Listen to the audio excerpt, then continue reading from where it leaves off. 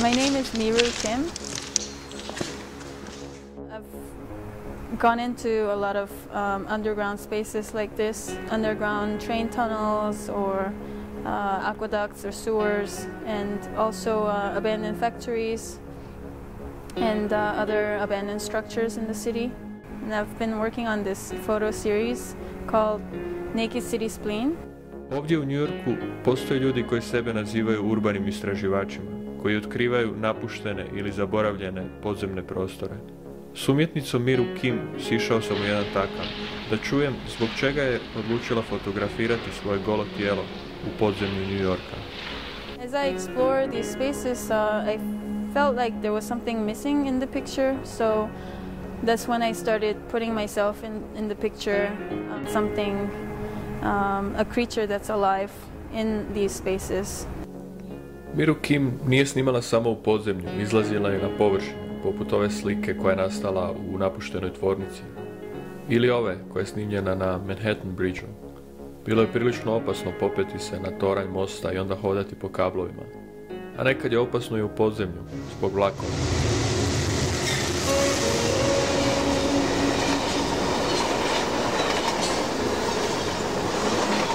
U podzemlju Miru Kim često nabasa i na beskućnike koji tu prespavaju. A memorable encounter I had was in Hell's Kitchen. It's an extension of this same tunnel, but there is an abandoned section where a homeless man was living. And I started doing my shoot, and I saw a dark figure coming towards me, and I was really scared because I was alone. And he happened to be a homeless guy living there, and he seemed, quite calm and harmless. So I explained to him what I was doing. I'm working on an art project. I said, if it would be okay if I went ahead and did it in front of him. And but also I was intruding his living space because he was living there. And so I didn't want to miss the chance of shooting there, so I did my shoot, and then we ended up sitting down and talking, and he was quite nice, and he walked me out, and he also thanked me for, I don't know for what, I think treating him like a normal human being. And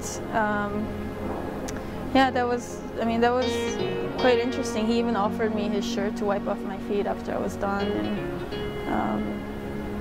that was very memorable. And then, of course, a few years later, I found out that the guy that was living in that tunnel was schizophrenic and could have been violent. Iako podzemlje krije razne opasnosti za djevojku koja luta sama, Miru Kim u njemu se osjeća ugodnije nego na površini. Za neke ljude u New Yorku avantura je odlazak na Times Square i uživanje u hot dogu. Za Miru to je odlazak po zemlju i uživanje u fotografiji. I like looking in spaces like this because to me they represent forgotten history of a city, and in a way these spaces become the subconscious of the city. Njezine fotografije u konačnici izgledaju magično, ali treba se dobro zaprljati da bi se došlo do tih rezultata. Ovo je rupa kroz koju smo ušli i sada izlazimo iz tunela. Svjetlost na kraju rupe je Riverside Park na Manhattanu. Naša priča je završena. Možda treba još samo dodati jednu napomenu. Ne pokušavajte ovo raditi kod kuće.